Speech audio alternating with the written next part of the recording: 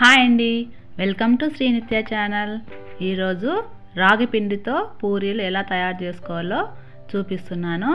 ఇవి ఎంతో బాగా ఉంటాయి. ఇలా చూడండి ఎంత బాగా పొంగినాయో.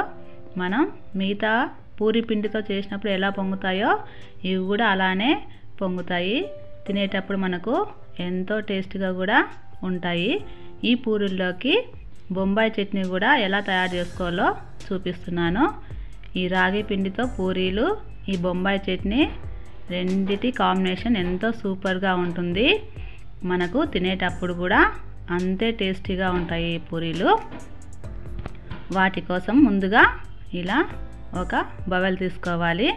నేను ఇక్కడ ఒక కప్పు రాగి పిండి తీసుకుంటున్నాను. ఒక కప్పు రాగి పిండికి ఒక కప్పు గోధుమ పిండి తీసుకోవాలి. సేమ్ రెండు క్వాంటిటీలు ఒకే విధంగా ఉండాలి. ఒక కప్పుకి ఒక కప్పు. దాంట్లో కొద్దిగా సాల్ట్ తీసుకోవాలి. 1 టేబుల్ స్పూన్ అంతా బొంబాయి రవ్వ, మనం సుజ్జి అంటాం కదా, అవి అన్నిటిని వేసి ఇలా కొద్దిగా లైట్గా కలపాలి. తర్వాత ఒక కప్పు పిండికి మనం పిండి ఏ కప్పుతో తీసుకున్నామో అదే కప్పుతో వాటర్ తీసుకోవాలి. ఆ వాటర్ కొద్దిగా వేస్తూ కలుపుతూ ఉండాలి. వాటర్ మొత్తం ఒకేసారి వేయకండి, అన్ని వాటర్ మనకు సరిపోవు. ఇలా కొద్దిగా వేస్తూ కలుపుతూ ఇలా సాఫ్ట్గా అయ్యేదాకా మనం కలపాలి. చూసారా, ఇలా ఒక కప్పు వాటర్లో కొన్ని ఉండిపోయినాయి. తర్వాత కొద్దిగా ఆయిల్ ఇలా పట్టించి 10 నిమిషాలు మనం దీన్ని పక్కన పెట్టుకోవాలి. మరీ సాఫ్ట్గా కాకుండా సెమీ సాఫ్ట్గా కలుపుకోవాలి ఈ పిండిని. ఇలా మూత పెట్టేసి ఒక 10 నిమిషాలు మనం దాన్ని పక్కన పెట్టుకోవాలి. తర్వాత బొంబాయి చట్నీ తయారు చేసుకోవడానికి ముందుగా ఒక చిన్న బౌల్ తీసుకోవాలి. దాంట్లో 1 స్పూను శనగపిండి వేసి కొద్దిగా వాటర్ పోసి ఎటువంటి ఉండలు లేకుండా ఇలా మొత్తం కలిసేలాగా కలపాలి. తర్వాత మిగతా వాటర్ కూడా పోసేసి కాస్త కలిపి దీన్ని కూడా మనం పక్కన పెట్టేసుకోవాలి. తర్వాత ఈ చట్నీ తయారు చేసుకోవడానికి స్టవ్ పైన ఒక చిన్న కడాయి పెట్టుకొని స్టవ్ ఆన్ చేసుకోవాలి. ప్యాన్ హీట్ అయిన తర్వాత ఒక 2 టేబుల్ స్పూన్ల ఆయిల్ తీసుకోవాలి. ఆయిల్ కాస్త హీట్ అయిన తర్వాత పోపు దినుసులు తీసుకోవాలి. జీలకర్ర, ఆవాలు, పచ్చిమిర్చి, కొద్దిగా ఎండుమిరపకాయలు ఇవన్నీ వేసుకోవాలి. తర్వాత కొద్దిగా కరివేపాకు.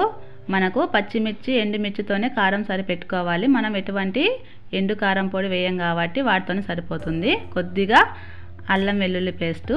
అవి కాస్త వేగిన తర్వాత ఇలా మనం చిన్నగా కట్ చేసి పెట్టుకున్న ఒక 2 ఆనియన్స్ ముక్కలు ఇందులో తీసుకోవాలి. ఇవి 2 ఆనియన్స్ తీసుకున్నాను నేను. ఇలా చిన్నగా స్లైస్లా కట్ చేసుకోవాలి. వేసేటప్పుడు చేతితో విడివిడిగా వేసుకుంటే మనకు ఈ చట్నీ ఎంతో టేస్టీగా వస్తుంది. కొద్దిగా సాల్టు, తర్వాత కొద్దిగా పసుపు వేసి ఇవి కలుపుకోవాలి. ఇవి మరి మనకు ఎక్కువగా వేగాల్సిన అవసరం లేదు. కొద్దిగా ఇలా మెత్తబడితే మనకు సరిపోతుంది. తర్వాత 2 చిన్నగా ఉండే టమాటాలను ఇలా కట్ చేసి ముక్కలు దాంట్లో వేసేసుకోవాలి. ఇవి కూడా కాస్త మెత్తగా అయ్యేదాకా మనం మూత పెట్టి ఒక 2 లేదా 3 నిమిషాలు మనం వీటిని మగ్గనివ్వాలి. ఇలా 2 నిమిషాల తర్వాత మనం చూస్తే ఇలా మెత్తగా అయిపోయి ఉంటుంది. దాంట్లో మనం ఇందాక శనగపిండి కలిపి పెట్టుకున్నాం కదా, దాన్ని ఇలా ఒకసారి స్పూన్తో కలిపి ఆ నీళ్ళని మొత్తం దీంట్లో వేసేసేయాలి. ఇలా మనం దగ్గర పడేదాకా కలుపుకోవాలి, లేదంటే మనకు శనగపిండి ఉండలు కట్టే అవకాశం ఉంది కాబట్టి ఇలా కలుపుకోవాలి. తర్వాత నేను ఇప్పుడు ఒక గ్లాస్ నీళ్ళు తీసుకుంటున్నాను. ఇది మనం చూసేటప్పుడు లూజ్గా ఉంటుంది. కాస్త మనం చల్లారిన తర్వాత మరి దగ్గరకు అయిపోతుంది కాబట్టి చూసుకొని వాటర్ పోసుకోండి. తర్వాత ఉప్పు కొద్దిగా వేస్తున్నాను, ఎందుకంటే నాకు కొద్దిగా సరిపోలేదు. మీరు చూసి సరిపోయింటే ఓకే, సరిపోకపోతే కొద్దిగా వేసుకోండి. తర్వాత కొద్దిగా ధనియాల పొడి, కొద్దిగా కొత్తిమీర. చూసారా, ఇలా కొద్దిగా లూజుగా ఉన్నప్పుడే మనం స్టవ్ ఆఫ్ చేసుకొని పక్కన పెట్టేసుకోవాలి దాన్ని. తర్వాత ఇలా పిండిని మనం తీసుకొని చిన్న ఉండల్లాగా చేసుకోవాలి.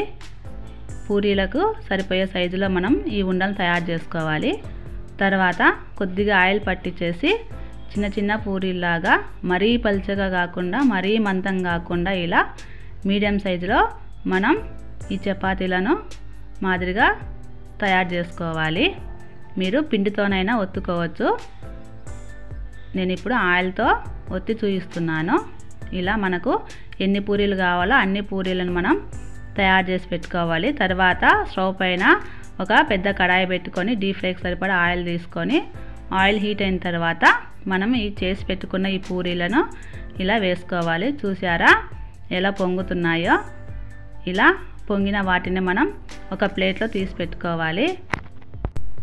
ఇలాగా మనం చేసి పెట్టుకున్న అన్ని పూరీలను ఇదే విధంగా ఆయిల్లో డీప్ ఫ్రై చేసుకొని మనం పక్కన ప్లేట్లో పెట్టుకోవాలి. ఇవి ఎంతో సాఫ్ట్గా ఉంటాయి, తినేటప్పుడు కూడా అంతే టేస్టీగా ఉంటాయి.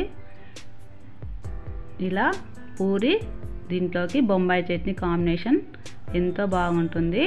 ఒకసారి మీరు కూడా ట్రై చేయండి. రాగి పిండితో చేసిన ఏ వంటలైనా మనకు హెల్త్కి చాలా మంచిది.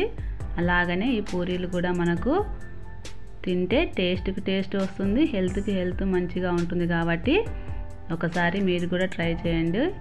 ఎంతో టేస్టీగా ఉండే ఈ రాగి పిండి పూరీలు, వాటిల్లోకి బొంబాయి చట్నీ తింటే ఎంతో టేస్టీగా ఉంటుంది. మా వీడియోని చూసి ఒకసారి మీరు కూడా ట్రై చేయండి. లైక్ చేయండి, షేర్ చేయండి, కామెంట్ చేయండి. మా ఛానల్ని సబ్స్క్రైబ్ చేయండి.